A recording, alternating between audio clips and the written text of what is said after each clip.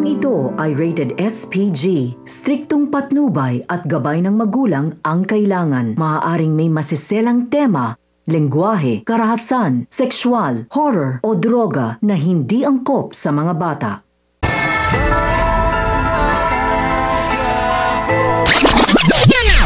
Umalis na ng bar sina Tanggol kasama ang tropa at si Mang Berting dala ang briefcase na may lamang droga upang personal na dalhin sa kanyang tatay Rigor ang mga droga.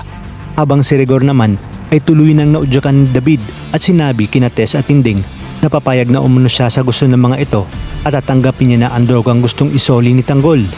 Dahil sa tuwa ay ayakapin ni Tess si Rigor at magpapasalamat. Nagdag pa ni Tess na sana'y ito na ang simula ng pagkakaayos nila ni Tanggol upang tuloy na ngang makapagbagong buhay si Tanggol sa tulong na rin ng kanilang gabay. Hindi naman kumbinsido si Santino sa desisyon ng kanyang tatay Rigor at alam niya umano may ibang rason kung bakit mabilis niyang napapayag ito. Kaya naman gagawa siya ng paraan upang alamin ito. Walang kaalam-alam ang mag-amang David at Rigor na narinig pala ni Santino ang kanilang pag-uusap.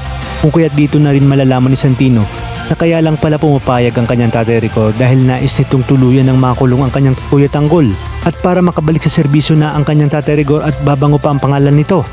Kung kaya't dito agad niyang sasabihin sa kanyang lola Tinding ang plano na mag-ama. Sinabi naman ni Tinding na sinasabi niya na nga ba at malakas ang kanyang kutob na ipapahamak ni Rigor si Tanggol sa oras na makuha na nito ang mga droga.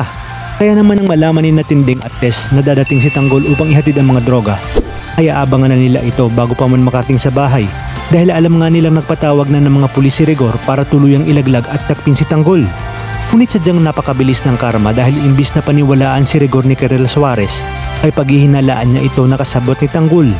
At hindi nga rin alam ni Rigor na si Colonel Suarez ay isa sa mga protektor ng mga Montenegro. Pero bago ito ay magpapadala muna ng mga kapulisan si Suarez para masigurong maibabalik ang drogang galing sa kanyang boss Ramon. At dito na rin malalaman ni Ramon na si Rigor di Magiba pala ang tumayong tatay sa kanyang anak at nalaman niya ngang balak palang ipakulong nito si Tanggol. Sa inyong palagay, mababaliktad kaya ang sitwasyon dahil imbis na makabalik sa serbisyo si Rigor ay ito pa ang magiging sanhi ng tuluyan niyang pagkatanggal sa serbisyo at pagkakakulong. Kaya naman mga kapamilya, kapit lang dahil marami pa tayong dapat abangan. Ito lang sa bagong tinututukan ng Sambayanan, ang FPJ's Batang Quiapo.